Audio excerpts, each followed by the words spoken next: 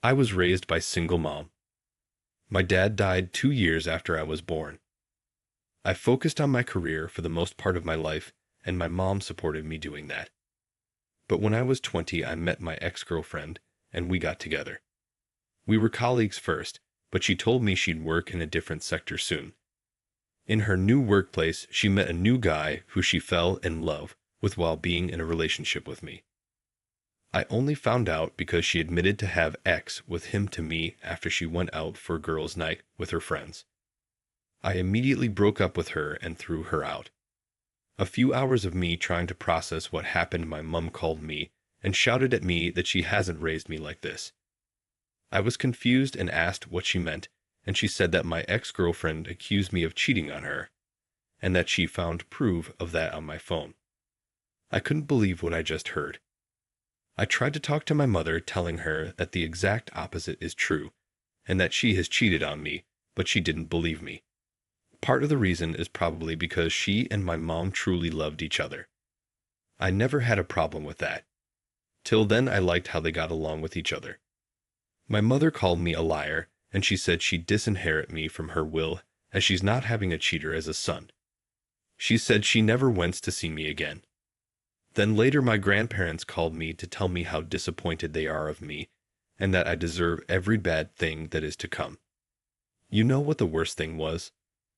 I found out that my cheating ex-girlfriend continued to meet with my mom after everything she did. All of this was so painful for me. The only person that sided with me was my best friend, who was furious with her. I talked to him, and he hugged me, and I cried in his arms. I know many people would think that's unusual for two guys, but his support really helped me getting through this. 1 year later, when I already was over it, my doorbell rang, and when I opened, I saw my mom with teary eyes, and I began to feel how my emotions are coming up, and I slammed the door and started crying, asking her what the F asterisk she wants here. She said she wanted to talk to me, and that she was so sorry. After she begged for 15 minutes straight, I gave in and opened the door. She said my ex admitted that she cheated when she was drunk. She apologized profusely and said that she knows that she failed as a mother, not believing her own child. I told her that I accept her apology, but I don't want to see her now, and that I probably can never forgive her, even though she begged me to forgive her. Over the last few months, she started calling me daily just to hear my voice, as she said. She said she missed me, then apologized again, and asked if I could just come over. Her voice always sounded kinda painful, and she always says how much she loves me, and that even she could understand that I'd hate her, she cannot live with this thought on her head. I don't even hate her. I still love her. She is still my mom, but the trust is broken. I can never trust her again, because what if I got into a relationship again? Who says that she wouldn't just believe their word over mine again? I appreciate her efforts, but I just cannot forgive her or even see her now. And I hope she understands that I need time. Update. After reading too many comments yesterday, I decided to meet with my mom today to clarify everything. I texted her to come over, and she didn't hesitate. She literally appeared at my door within 15 minutes. Many of you pointed out good points I should ask her. Even though she called several times, we rarely really talked.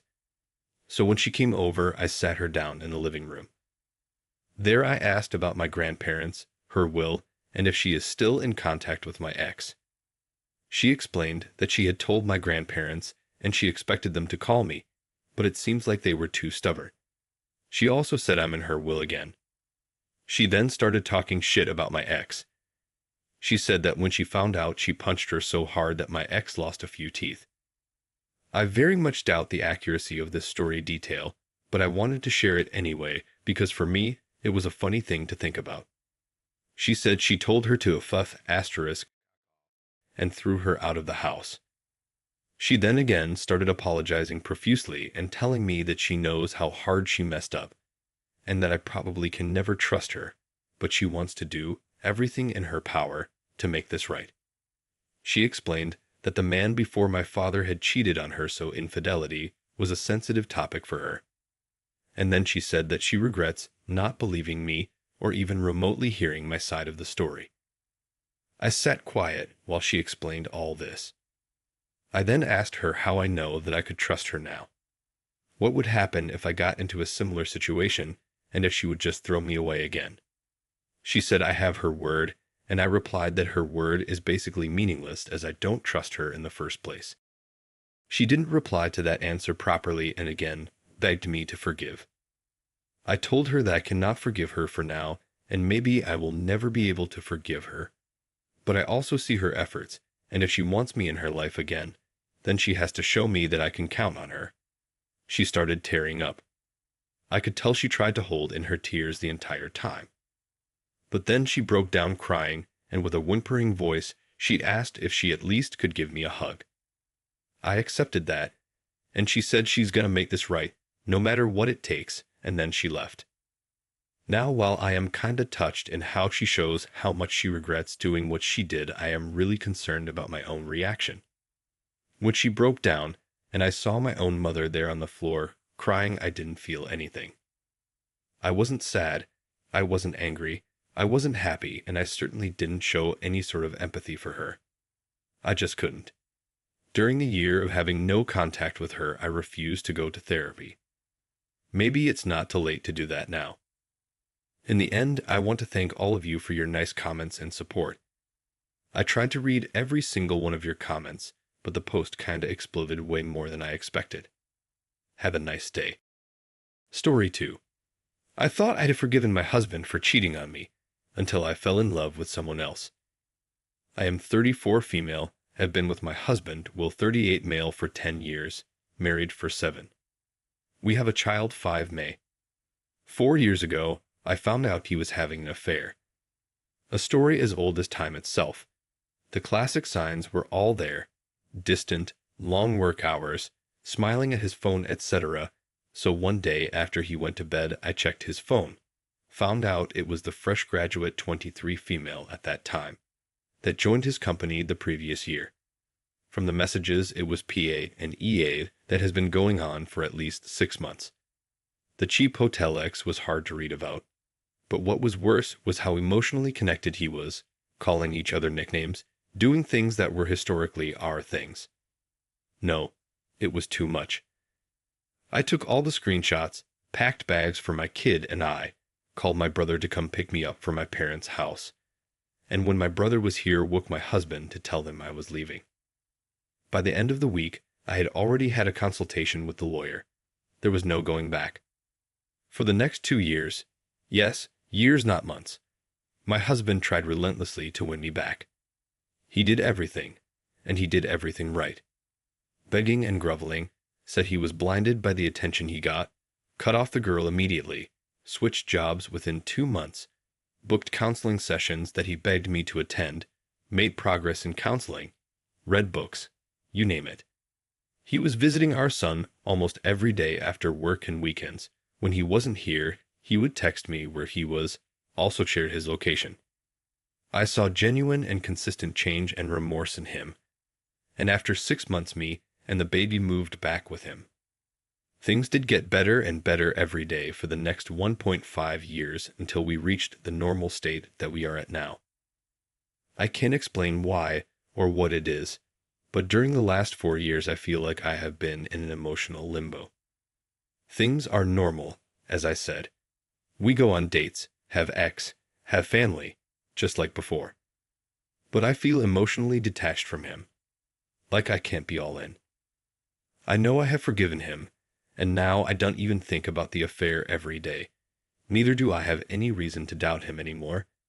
But I also don't feel this love for him like before. He seems to think we are back to our old relationship, but I feel like we are very friendly roommates that smile and wave and just go with the flow. I thought this was my new reality, and I was never going to get the old me back until I met Jake. I met Jake 35 male about a year ago on our local subreddit. He posted about a hobby we share and I commented. It's a rather uncommon hobby, so not many people have interest in it. Then DM, chit-chat, and such. The first month was nothing but talk of this hobby. Then we slowly started to get to know each other. He is a widower, and I told him I have a family. We met a few times for coffee after work and for the hobby. Yes, my husband knows that I am meeting this new friend Jake for the hobby. He doesn't know I found Jake on Reddit. I don't know how to word it properly, but I am finally happy and back to my old self. And the reason for that is Jake. We have fallen for each other over the last year and have confessed our feelings for each other. I never thought I would feel this way again, and yet here I am. We have never done anything physical, only met in public, but this is certainly emotional infidelity towards my husband. On one hand, I understand that emotions are not rational, and it is my husband's doing that we are here. But on the other hand, I feel extremely guilty because he has been trying so hard to reconcile. I also feel so angry at him these days for putting me in this position. Also, in the middle of all this, I am in pain that I can't be with Jake and am shackled to my married life. Jake says he understands my duties as a mother and would never ask me to do anything I didn't want to, but he was there for me and my kid if I wanted. I don't know why I made this post, maybe to clear my head. What do I do? Where do I go from here? Do I torpedo my marriage and all the handwork we have put into reconciliation to pursue a fling with someone I just met that may or may not turn into anything serious? Do I wipe him out and go back to whatever limbo of a marriage that I have left and just suck it up? Update.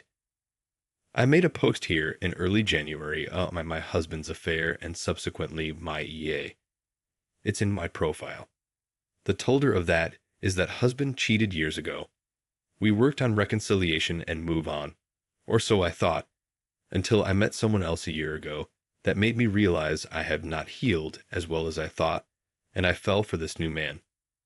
Thank you to everyone who read it and commented, most of which were surprisingly supportive. Ask why I even made the original post. I guess I was feeling really down around Christmas and New Year's, and just wanted to vent and even have someone talk some sense into me. But Redditors have helped me see things more clearly, and I am grateful to you for that. A lot has happened since then, but if you don't want to read it all, here's the summary. I have started the divorce proceedings with my husband, and we're working out the legalities. Ask where I stand with Jake. First, answers to some fact. Yes, we both have jobs and financial independence. Is my husband still cheating on me? Well, I honestly couldn't say. But based on the data I have on hand, his behavior, his phone activity, involvement with the kid and myself, time accounted for, no work travels or anything, I am fairly certain he's not. But who knows if he's a master manipulator? The hobby that we share is fairly niche, and I don't want to reveal it in case someone identifies us. We have made other friends there too. But it's nothing sporty or physical. Think more like pottery or painting, although they're not niche. Some people asked why I haven't given any thought to my son in all this. I think they're missing the point. Firstly, what relevance info could I post about him? And secondly, why do you think I reconciled with my husband? Certainly not for me. Whatever we decide our son will be our priority and well taken care of. I'll keep him out of this post too. On to the update. I read all the comments and all that was said here, and finally had the courage to admit that yes, this was a sham marriage. I was not proud of my own actions, but I had to go. A few days after I posted I went no with Jake. I told him I couldn't do this right now. This wasn't me, and more importantly, I needed to focus on my mess. Ike what future holds, but for now we'd have to stop.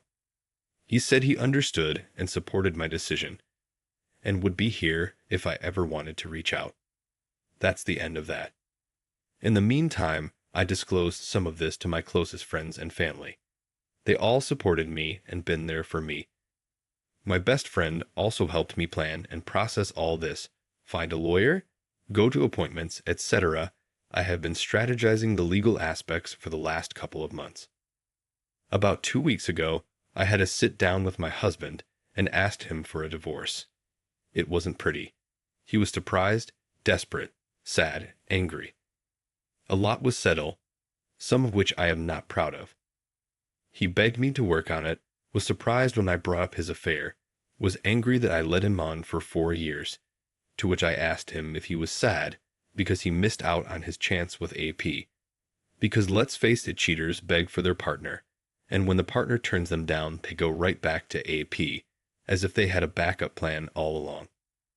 This hurt him a lot, and I shouldn't have said it, but I've been thinking about it for 4 years. I told him all about Jake as well, but made it clear that regardless of that I'll be leaving. I just couldn't trust him anymore. I was at my lowest point during a very difficult pregnancy and birth, all of which he was there for. He saw me struggle to breastfeed the baby, suffer from sleep deprivation, go through all of this. Instead of supporting his wife and son, how did he have the time to go have an affair? I can't wrap my head around. He has been sleeping in the guest room since then. We have had many conversations since then, and I think he is finally getting around to accepting that it's over. He'll move out this weekend. We've agreed to keep things civil, but we'll see how it goes.